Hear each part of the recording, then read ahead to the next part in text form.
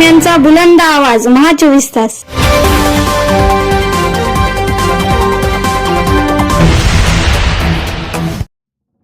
बातमी येते नांदेडमधून.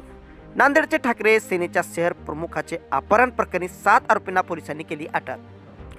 ठाकरे गटाचे शिवसेना शहर प्रमुख गौरव कोडगिरे यांचं काही अज्ञातांनी काल रात्री 9 वाजता अपहरण केलं होतं. दरम्यान या अपहरणातील 7 आरोपींना पोलिसांनी अटक केली आहे.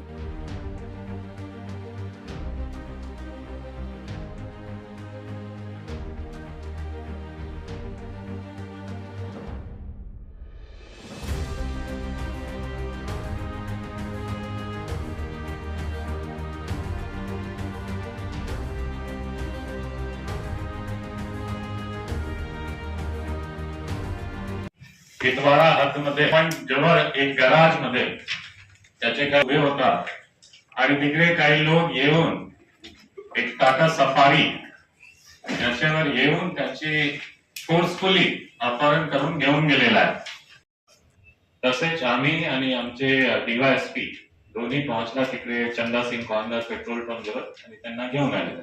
तो हा एक ब्रीफली घटनाक्रम होता कालचा आणि त्यामध्ये आम्ही रात्रीच गुन्हा दाखल केलेला आहे डीसी मध्ये आणि नवीन कलम मध्ये कलम 141, 152, 351(3), 352 BNSS.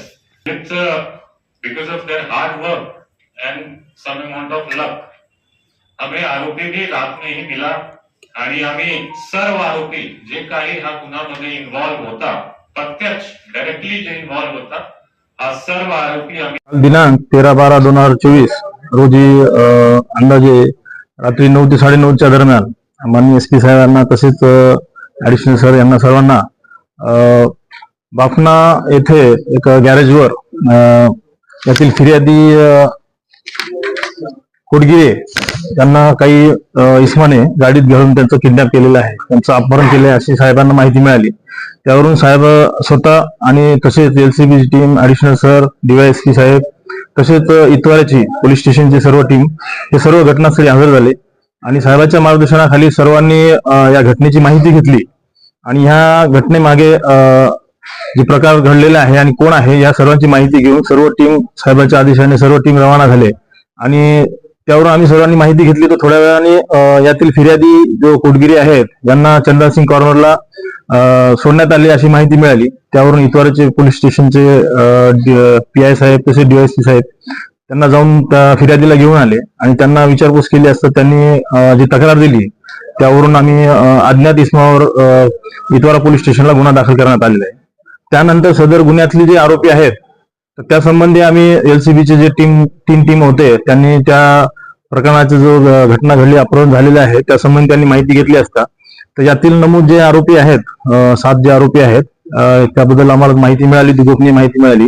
त्यावरून आम्ही मारताळा या ठिकाणी जर गेले असता त्यावेळेस तिथे आपल्याला या गुन्ह्यात जी वापरलेली 4 व्हीलर आहे तसेच त्यांनी जे गुन्ह्यामध्ये धाक दाखवण्यासाठी जे खंजर वापरले आहे तसेच 7 आरोपी हे सर्व मिळून आले. आम्ही त्याप्रमाणे त्यांना अटक ताब्यात घेतलेले आहे आणि त्यांना विचारपूस केली असता यातील जो फिर्यादी आहे त्यांचं 4 चाकी वाहनाचे खरेदी विक्रीचा व्यवसाय आणि तो अगोदर फायनान्सचा पण व्यवसाय करत होता.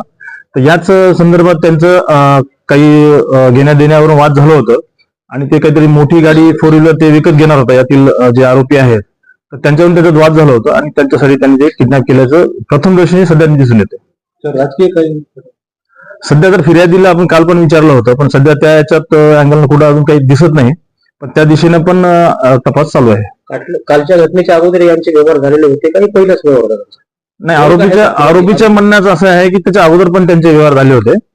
पण ह्या ज्या घटना आहे या घटनेमध्ये आरोपीनं ज्या फिर्यादीला आपण त्यांनी जे किडनॅप केले आहेत त्यावेळेस त्यांनी स्वतः काही बोललेलं नाही, तर इतर 2 लोकांनी त्यांच्याशी संपर्क साधलेले आहे त्यामुळं आरोपीला तो त्या रात्री ओळखू शकले नाही.